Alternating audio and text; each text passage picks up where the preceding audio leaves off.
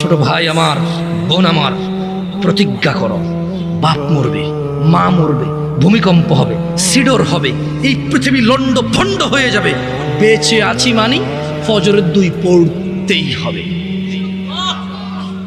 বেঁচে আছি মানে জোহর আসর মাগরিব ইশা পড়তেই হবে। একটু আগে সিগারেট খেয়েছি, একটু পরে আজান হয়েছে, নামাজ পড়তে হবে। একটু আগে পর্নোগ্রাফি উলঙ্গ সিনেমা দেখেছি, একটু পরে আজান হয়েছে, নামাজ পড়তেই হবে।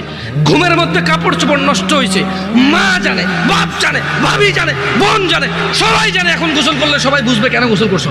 সবাই বুঝলে বুঝুক, না বুঝলে নাই। আরে বুঝলেই কি না বুঝলেই কি, আমার কাপড় নষ্ট হয়েছে, গোসল আমার ফরজ হয়েছে, আমি গোসল করবো, নামাজ পড়বো।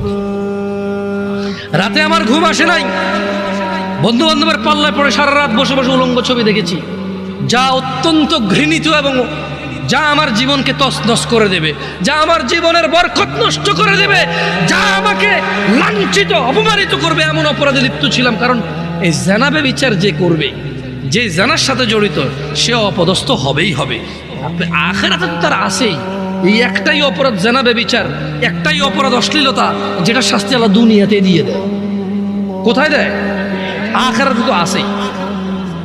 সারা রাত উলঙ্গ ছবি দেখেছো, দেখে নিজের জামা কাপড় নষ্ট করেছো, অপবিত্র করেছো নিজেকে, অসুবিধা নাই। গুনাহ যা হওয়ার হয়ে গেছে, গুনাহ নিয়ে পড়ে থাকলে চলবে না। গুনাহ যা হওয়ার হয়ে গেছে, গুনাহ নিয়ে পড়ে থাকলে চলবে না।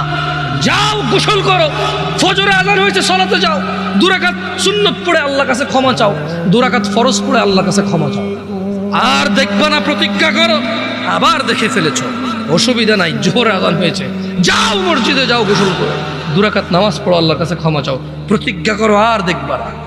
আবার দেখে ফেলেছো, অসুবিধা নাই। পরের ওয়াক্ত আযান হয়েছে, যাও মসজিদে যাও। কারণ মনে রাখবা, সকল অপরাধ গুনাহ, নামাজ যদি ছুটে যায় কুফরিয়া শিরকি হয়ে যাবে, ছাড়া যাবে না নামাজ। আমি কি বুঝাইতে পেরেছি? তোমরা কি, আমি যে জন্য আসছি, আমি কি তোমাদেরকে কোনো মেসেজ দিতে পারছি? পারছি তো? তাহলে এবার আমি বিদায় নেই।